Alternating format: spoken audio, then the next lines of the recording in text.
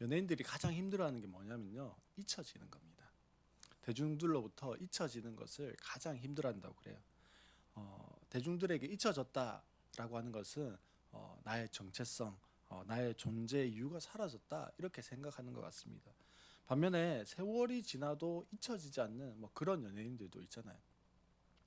우리 성도님들은 잊혀지지 않는 기억에 남는 사람이 누가 있을까요? 어떤 사람이 기억에 남습니까? 그 심수봉의 그때 그 사람 뭐 이런 노래가 있죠. 비가 오면 생각나는 뭐 제가 음악적으로 좀 잘하면은 한 곡 뽑아 보겠는데 그게 안 돼서 그냥 가사만 불렀습니다. 저는요 기억에 남는 사람, 생각이 나는 사람 하면 제가 강도사 시절에 제가 학생 시절에 가르치셨던 강도사님이 있습니다. 이 강도사님이 10여 년 전에 돌아가셨는데요. 어, 사실은 그 강도사님이 했던 말씀이 늘 기억에 남아요. 혈기왕성했던 대학 시절에 마음대로 막 살다가 주님을 뜨겁게 이분이 만나셨어요. 그 이후로 완전히 삶이 달라지셨습니다.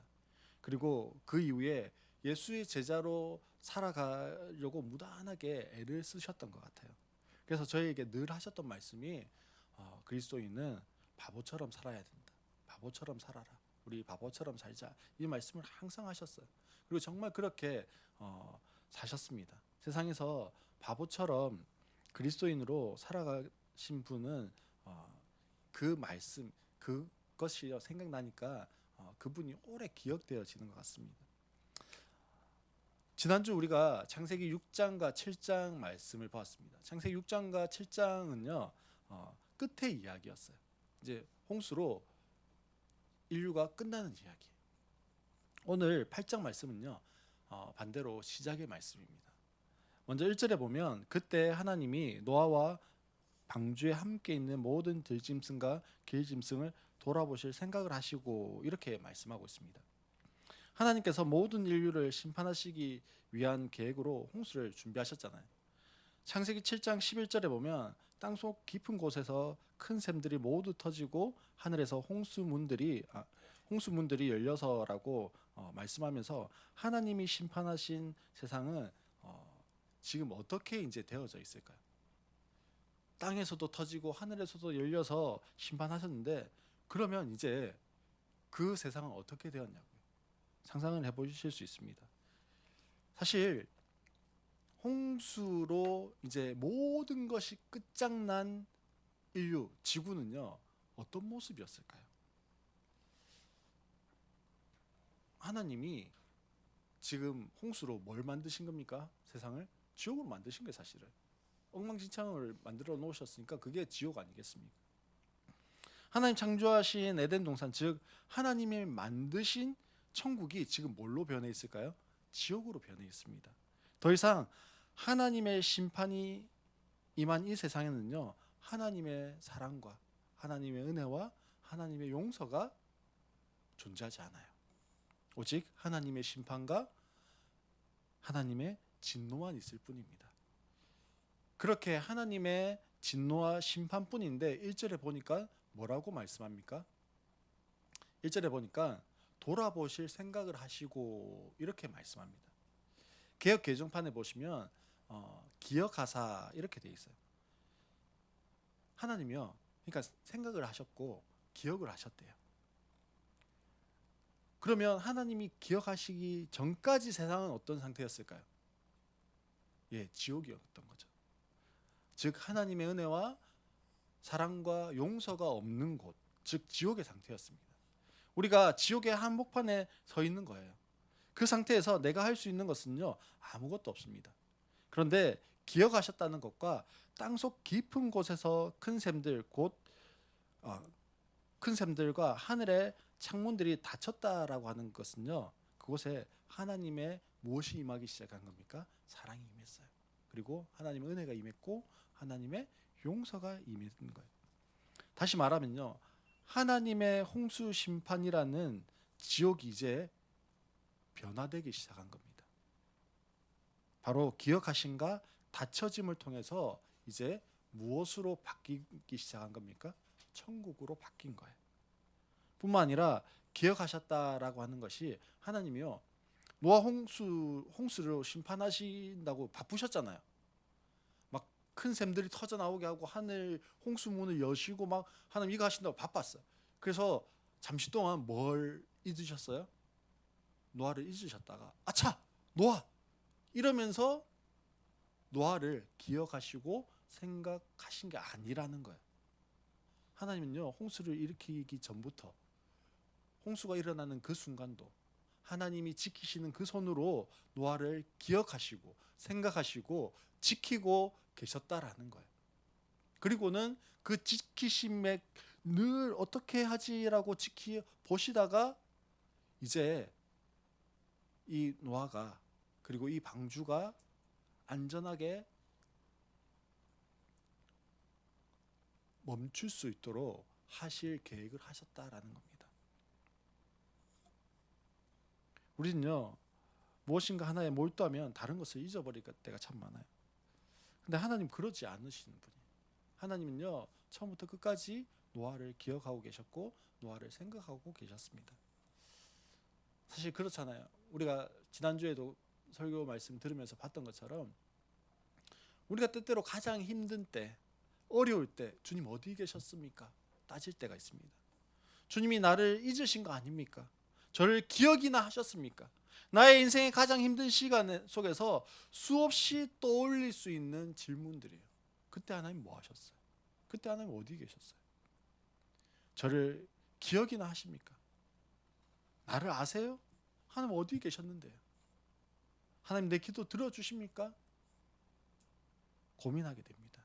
그러나 나를 아시고 나를 인도하시는 하나님, 그 지키시는 손은요, 나를 천국으로 인도하고 계셨어요. 너와 그 가족에게도 하나님의 사랑과 은혜와 용서가 베풀어져서 다시금 삶의 터전으로 천국으로의 삶으로 인도하신 것입니다. 그러면 천국 어디일까요? 내가 생각하는 천국은 어떻습니까? 우리 성도님들은 어떤 게 천국이라고 생각하십니까? 어릴 때 불렀던 찬양 중에요, 사막에 샘이 넘쳐 흐르리라, 사막에 꽃이 피어 향기 내리라, 뭐 이런 찬양이 있습니다. 이게 이사야서 말씀에 있는 건데요, 후렴에 보면, 이 찬양 가사에 보면 주님이 다스리는 그 나라가 되면은 사막이 꽃동산이 된다라고 그렇게 가사가 되어 있습니다. 그렇습니다. 천국은요, 꿈과 희망이 있는 것입니다. 천국은 더 이상 절망이 없는 곳이에요. 그런데 노아가 마주한 천국은 어떤 곳일까요? 하나님 기억하셨잖아요. 그래서 무엇이 임했다고요? 하나님의 사랑이 임했어요. 그리고 하나님의 은혜가 임했습니다. 하나님의 용서가 임했어요. 그곳이 어디라고요? 천국이라고요. 그런데 노아가 마주한 천국, 그 어떤 곳이었을까요? 홍수가 끝났어요. 이제 방주가 한 곳에 멈춰 섰습니다. 그리고 노아가 창문을 열었습니다. 그때 노아가 어떤 기분이었을까요? 어떤 느낌이 들었을까요? 창문을 열었을 때 그 느낌. 저희 교회 목양실이 있는데요, 여기 들어와 보셔도 아시겠지만, 이쪽 편이 햇빛이 쨍쨍하게 들어옵니다. 그래서 반대편은 응달이에요. 목양실이 그래서 응달이에요. 그러다 보니까 겨울이 되면 목양실 들어가면요, 무지하게 춥습니다. 그래서 겨울이 되면 라지에이터를 하나 갖다 놓고 라지에이터를 틀어요. 그러면 이제 따뜻해집니다. 단점이 하나 있습니다. 뭐가 단점일까요? 너무 건조해요. 따뜻한 건 좋은데 너무 건조합니다. 그러다가 이제 목양실 문을 열고 이 밖으로 나오잖아요. 그러면 창문을 항상 열어놓거든요. 그러다 보니까 마주하는 그 공기가 되게 상쾌하게 느껴질 때가 있습니다. 노아를 한번 생각해 보세요. 하나님이 홍수를 40주야를 내렸잖아요. 물 빠진 데만 150일이 걸렸어요. 10달이 또 지났다라고 했습니다. 그동안에 방주에만 있었어요. 방주에 하나님 뭘로 방주를 만들라고 했냐면 잣나무와 역청으로 해라고 했어요. 역청이 하는 효과가 뭐였을까요? 코팅해주고 방수해주는 역할이에요. 방수를 했단 말은 공기가 통할까요? 안 통할까요? 안 통할 거예요. 근데 그 뭐 작게 잡아도 뭐 만약에 40일 동안 비가 내렸잖아요. 그리고 150일 동안 물이 빠지는 동안도 있었잖아요. 뭐 작게 잡아도 그 기간 동안에 노아 가족은 한 번도 대소변을 안 봤을까요? 예, 사자와 코끼리와 뭐 호랑이는 한 번도 대소변을 안 봤을까요? 아니겠죠. 먹으면 자연스럽게 하나님이 잠깐 그 기간 동안 똥꼬를 막아 놓지 않으시면 불가능한 거예요. 그러면 뭐 그 방주하는 사실 뭐였을까요? 예, 그 그냥 짐승들이 뭐 있는 그 열기와 악취와 배설물 냄새와 이런 것으로 가득 차 있는 곳이었을 거예요. 그러다가 창문을 이제 드디어 열었습니다. 창문을 열었을 때 그 상쾌함과 기쁨, 이걸 표현을 할 수 없겠죠. 근데요, 창문을 열자마자 그리고 창문 너머로 바라보이는 그 모습을 보자마자 너와 그 가족들은요 어떻게 됐을까요? 충격이었을 거예요. 거기에는 어떤 모습이 펼쳐져 있었을까요? 동물과 사람들의 시체로 뒤엉겨져서 썩어가고 부패하고 그런 악취와 그 모습들로 펼쳐져 있는 것이 하나님이 노아에게 주신 뭐였다고요? 천국이었어요. 그게 천국이에요? 그런 곳이 천국일까요? 지금 분명히 하나님의 기억하심이 있었어요. 그리고 하나님의 사랑과 은혜와 용서가 임한 천국의 삶입니다. 그런데 그 천국이요, 내가 생각했던 천국과 달라요. 내가 원하던 천국이 아니에요. 사랑하는 성도 여러분, 내가 생각하는 삶의 천국이 있잖아요. 내가 생각하는 결혼 생활의 천국이 있어요. 내가 생각하는 직장의 천국이 있다고요. 내 삶이 이럴 것이다. 내 결혼 생활은 이럴 것이다. 내 직장 생활은 이럴 거야 라고 하는 내가 생각하고 그리는 천국이 있다라고요. 그런데 어떻게 보면요, 노아 앞에 펼쳐져 있는 상황은요, 천국이 아니라 사실 뭐와 같을까요? 지옥 같아요, 지옥.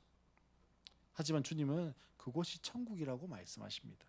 왜냐하면 그곳에 주님의 사랑이 임했기 때문에 그래요. 그곳에 하나님의 은혜가 임했기 때문에 그렇습니다. 그곳에 하나님의 용서가 임했기 때문에 그곳은 어디라고요? 천국입니다. 그러니 그곳은 천국이에요. 그러니 그런 나의 삶은 천국입니다. 그러니 그런 나의 직장 생활은요, 뭡니까? 천국인 거예요. 우리 성도님들, 내가 생각하는 천국이 아닐 수 있습니다. 내 삶이요, 지금 내 모습이, 삶의 정황들이 내가 꿈꾸고 생각하는 만큼의 천국이 아닐 수도 있다고요. 근데 하나님이 그곳에 은혜를 주셨으면, 그곳에 하나님의 사랑이 있으면, 그곳에 하나님의 용서하심이 머물러 있으면 그곳은 어디라고요? 천국입니다. 그 천국을 바라보시고 그곳에서 감사할 수 있는 우리의 입술이 되었으면 좋겠습니다. 한글 카페가 있는 건물이요, 노화된 건물이잖아요. 그래서 리모델링을 해서 이제 지금 모양이 된 거예요.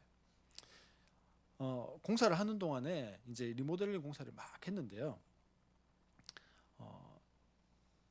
그 리모델링이라고 하는 표현을 보통 쓰잖아요. 뭐 이 공간만 해도 저희가 들어오면서 리모델링을 해서 들어왔습니다. 그런데 베트남 선교사님이 이제 노후된 건물을 리모델링 수리하려고 막 하는데요. 하고 있던 중에 구청으로부터 큰 벌금을 맞았어요. 왜냐하면요, 수리 범위가 리모델링 수준을 넘어서서 이거는 리모델링이 아니고 증축인데 증축 신고를 안 했기 때문에 벌금을 부과한다 이러면서 벌금을 부과한 거예요. 사실 선교사님이요 몰랐어요. 그냥 집 고치는 거니까, 집 고치는 건 다 리모델링이니까 그냥 고치면 되는가 보다 이렇게 했는데, 그게 아니고 어느 범위를 넘어서면 구청에 신고를 해서 이건 증축을 하는 겁니다, 이렇게 해야 된다라는 거예요. 사실 모든 분야에요 전문적인 용어들, 전문적인 지식들이 참 필요할 때가 많이 있습니다. 뭐 신학은 신학대로의 전문적인 지식이 필요하겠죠. 또 뭐 영어와 수학을 가르치면 거기에 전문적인 지식이 필요해요. 또 요리를 하려면 요리에 전문적인 지식이 필요한 것과 마찬가지입니다. 사실 각 전문 분야마다 그 분야의 용어들이 있잖아요. 용어들이 참 우리에게 익숙하지 않고 어려울 때가 많이 있어요. 우리 성도님들은 신축과 개축과 증축의 차이를 아십니까? 저도 찾아봤어요. 신축은요 말 그대로 뭐 하는 거냐면, 땅이 있거나 혹은 뭐 건물이 있었는데 그걸 완전히 다 허물어 버리고 거기에다가 새로 짓는 거를 신축이라고 그럽니다. 그러면요 개축은 뭘까요? 예, 개축은요 원래 건물이 있는데요 거기에서 기둥 한 3개 정도 혹은 벽면의 어느 부분은 그대로 놔두고 전부를 다 뜯어 고치는 거를 개축이라고 그래요. 그리고 증축은 뭐냐면요 높이를 높이거나 층수를 더하거나 면적을 더 넓혀서 짓는 것을 증축이라고 그럽니다. 근데요 한번 생각해 보세요. 신축과 개축과 증축 중에 뭐가 쉬울까요? 신축이 쉽겠죠. 다 그냥 다 부숴버리고 내가 원하는 그림으로 딱 만들어가지고 거기에다가 딱 지으면 되니까 그게 제일 쉽습니다. 근데요 개축을 한번 생각해 보세요. 기둥은 몇 개를 놔두고 그 원래 있던 땅의 모양 그대로 살려서 거기에 내가 원하는 거를 덧입혀서 지으려고 하면요 되게 어렵고 힘들어요. 사실 다 허물어 버리고 제로 베이스 위에서 시작하는 게 제일 쉽습니다. 그리고 가장 완벽한 거예요. 완전히 새로 시작하는 거니까요.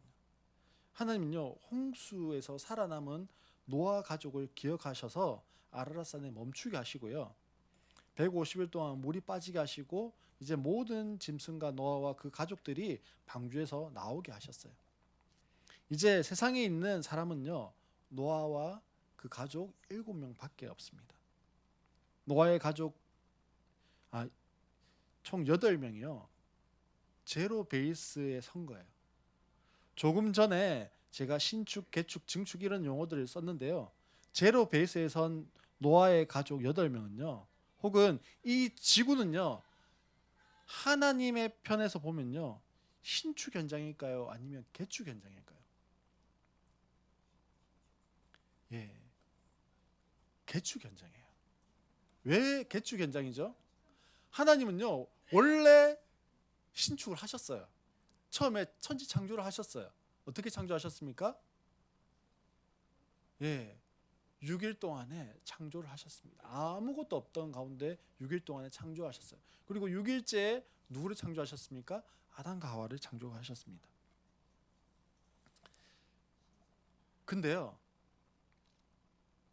새롭게 만드는 게 쉽겠습니까? 아니면 있는 걸 좀 활용해갖고 어떻게 얘들을 좀 구슬려 가지고 이게 하는 게 쉽겠습니까?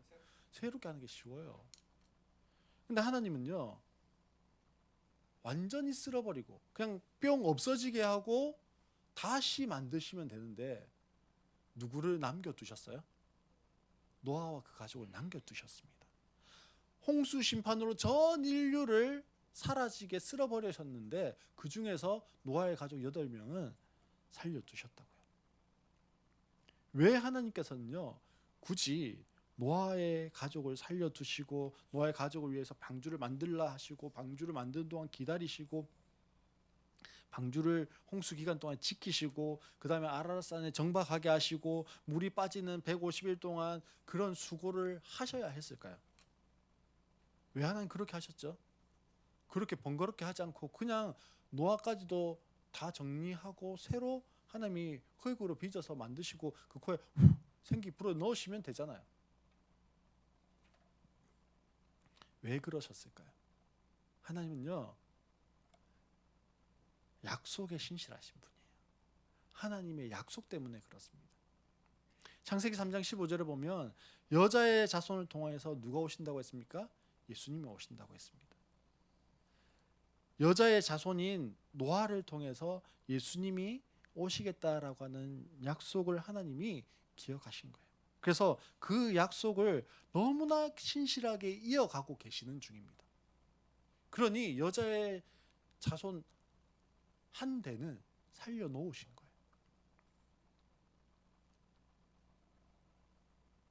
그리고 하나님이요, 노아에게 사명을 주십니다. 17절 말씀에 보면 내가 데리고 있는 살과 피를 지닌 모든 생물들 곧 새와 집짐승과 땅 위에 기어다니는 모든 길짐승을 데리고 나가거라.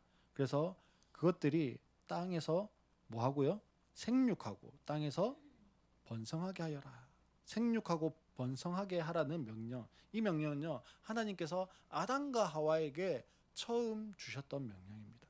첫 인류에게 주신 그 명령을 지금 노아에게 다시 명령하고 계십니다.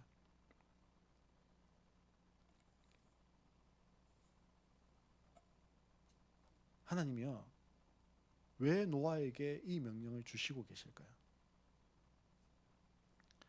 홍수로 전 인류를 쓸어버렸습니다. 이전의 모든 삶이 홍수로 완전히 사라졌어요. 아니, 이전의 모든 삶은요, 이제 죽었습니다. 그리고 그리스도 안에서 새로운 나의 삶이 시작되어지는 거예요. 새로운 나의 삶에 새로운 사명이 시작되어집니다. 어떤 사명입니까? 생육하고 번성하라는 것입니다. 사명을 따라 삶을 사는 것이에요. 꼭 이 모습이요, 무엇과 같은 거냐면 세례와 같습니다. 우리가 죽고 이전에 나는 죽고 새롭게 살아나는 것.